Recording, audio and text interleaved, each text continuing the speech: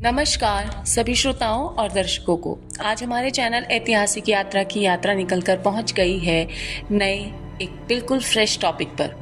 महिलाओं के लिए ये क्रूर शासक हमलावर हमेशा से दंश रहे। तो चलिए जानते हैं ये कौन से ऐसे शासक या हमलावर रहे जो औरतों के लिए हमेशा से तकलीफ दे रहे। नंबर 1, अत्तिला हुण, 454 से 406। ये हुण था, हुण साम्राज्य का एक नेता। ये मूल रूप से भारत में आए श्वेत हुणों का ही वंशज था। इसके पिता का नाम मुंदजुक था। हुणों का साम्राज्य जर्मनी से यूराल नदी और डैन्यूब नदी से बाल्टिक सागर तक फैला हुआ था। अपने कार्यकाल में ये पश्चिमी और पूर्वी रोमन साम्राज्य का सबसे भयानक शत्रु हुआ।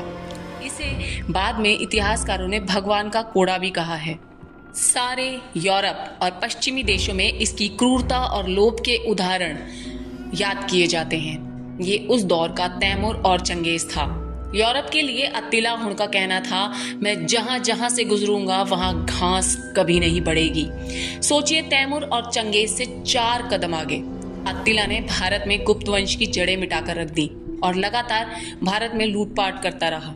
दुनिया में मंगोलों के बाद हुणों को सबसे ज्यादा क्रूर और हमलावर के तौर पर माना जाता है। नंबर 2, नीरो के लिए कहा जाता है जब रोम जल रहा था तो नीरो बांसुरी बजा रहा था। ये पंक्ति दुनिया भर में मशहूर है। केवल 17 साल की उम्र यानी सन 54 से 68 तक रोम की सत्ता पर राज किया था। इस दौरान उसने क्रूरता की सारी हदें पार कर दी थी। नीरो ने अपनी माँ और अपनी 2 पत्नियों को सत्ता के लिए मरवा दिया। उसने विरोध करने वाले कई लोगों को मरवा दिया। एक पति पत्नी को मरवा दिया जिन्होंने उसके खिलाफ बात करने की साजिश की। वैसे घर वालों को मरवाने की युक्तियां उसे अपनी माँ एग्रिपिना से ही मिली थी। सत्ता के लिए उसकी माँ ने अपने मामा सम्राट क्लॉडियस से शादी कर ली थी। वो बहुत ज्यादा महत्वाकांक्षी औरत थी। अपने बेटे नीरो को सत्ता पर काबिज करने के लिए इतनी उतावली थी कि उसने क्लॉडियस अपने पति को जहर देकर मार दिया। शुरू में उसने शासन अच्छे से चलाया, लेकिन उसके बाद में उसके काले कारनामे पब्लिक के सामने आने लगे। जिसने उसका विरोध किया उन सबको उसने मरवा कर मौत के घाट उतार दिया। 64 में नगर में एक रहस्यमयी आग लग गई जिसमें आधा नगर जल गया। नीरो एक स्थान पर खड़े होकर ये विनाश लीला देख रहा था और बांसुरियां बजा रहा था। आग बुझने के बाद उसने नगर का पुनर्निर्माण करवाया जिसका बोझ जनता पर पड़ा। अपने लिए उसने एक स्वर्ण मंदिर भी बनवाया। अनेक क्रूरताओं से भरा इतिहास है नीरो का। स्पेन के गवर्नर ने रोम पर आक्रमण कर दिया था। नीरो के अंगरक्षकों ने भी विरोधियों के पक्ष में जाकर मिलने का साहस किया और नीरो की बुरी तरह से हार हुई। गिरफ्तारी से बचने के लिए उसने आत्महत्या कर ली थी। नंबर 3, कैलिगुला। प्रसिद्ध नाम राजा गायस जूलियस सीजर जर्मेनिकस का है। इस राजा की क्रूरता के कारण लोग इसे पागल भी कहने लगे थे। इसने उस दौर में अपने शासनकाल को इस तरह खूनी बना दिया था कि जो भी इसके किस्से सुनता उसकी रूह कांप जाती। जूलियस सीजर का शरीर बकरी जैसा था। ऐसा मैं नहीं, लोग कहते हैं। जब ये खबरें कैलिगुला को मिली तो उसने उस हर शख्स को मौत के घाट उतार दिया जिसने बकरी का नाम लिया। वो इस कदर घटिया था कि इतिहास में उसके बारे में लिखा है कि उसने अपनी बहनों तक के साथ शारीरिक संबंध बनाए थे। जूलियस सीजर की वैसे तो कई बहनें थी, लेकिन जूलिया डुसीला के प्रति उसका खास लगाव था। जूलिया की मौत के बाद कैलिगुला सदमे में चला गया था। उसकी याद में कैलिगुला ने रोम के प्रसिद्ध वीनस टेम्पल में जूलिया की मूर्ति स्थापित करवाई थी।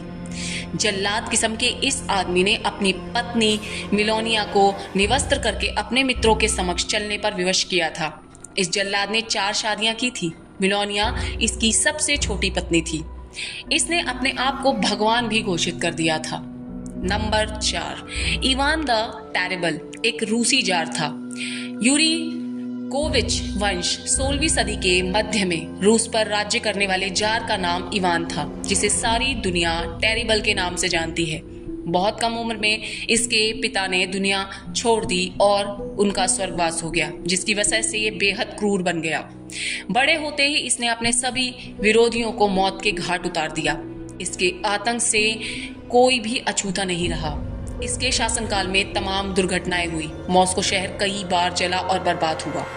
इसके सिर अपने बेटे को पीट पीट कर मार देने का आरोप भी लगा हुआ है। इसका दूरा बेटा अपनी आया के हाथों से नदी में जा गिरा था। लोगों ने इसे भी इसके बुरे कर्मों की सजा ही कहा। नंबर 5, मोहम्मद बिन कासिम का नाम इतिहास में कोई इज्जत से नहीं लेता। 20 वर्षों का जीवन काल और ऐसे ऐसे काले कारनामे कि कोई भी शर्मा जाए। इस पर सिर्फ और सिर्फ लोग लालच ही भेजते थे। सिंध की एक पुस्तक है चचनामा, जिसे अली अहमद ने लिखा है। उसमें बताया गया है कि जब युद्ध में राजा दाहिर मारे गए तब उनकी 2 बेटियां अकेली रह गईं। उन्हें बंदी बना लिया गया और 712 में खलीफा ने उन दोनों को दमिश्क बुलवाया। राजा दाहिर की दोनों बेटियां युवा थीं और बहुत ही खूबसूरत भी, बड़ी सूर्य देवी और छोटी परमाल देवी। लेकिन खलीफा का दिल सूर्य देवी पर आ गया था और उसने परमाल देवी को अपने सिपाहियों को ले जाने का हुक्म दिया और सूर्य देवी के साथ जोर जबरदस्ती करने लगा। तब सूर्य देवी ने कहा कि मोहम्मद बिन कासिम ने हम दोनों बहनों को 3 दिन तक अपने पास रखा था। बस इतना सुनना था कि खलीफा का खून खौल उठा। उसने तुरंत आदेश दिया कि मोहम्मद बिन कासिम जहां भी हो, जिस अवस्था में हो, उसे कच्ची खाल में सिलकर खलीफा के सामने पेश किया जाए। चमड़े के अंदर उसकी पहले ही मौत हो चुकी थी। वह 712 में भारत के आक्रमण करने वाला पहला मुस्लिम आक्रमणकारी हमलावर था। वो बहुत ही कम उम्र का खूंखार हमलावर कहें तो कोई बुरा नहीं होगा। उसके लिए ये शब्द बिल्कुल सही बैठते हैं। धन्यवाद। यदि आपको मेरा ये चैनल अच्छा लगे और मेरा ये प्रयास पसंद आए तो प्लीज़ प्लीज़ प्लीज़ मुझे लाइक, शेयर और कमेंट करें। मेरे इस चैनल को सब्सक्राइब ज़रूर करें और मेरा 1K पूरा कराने में मेरी मदद करें।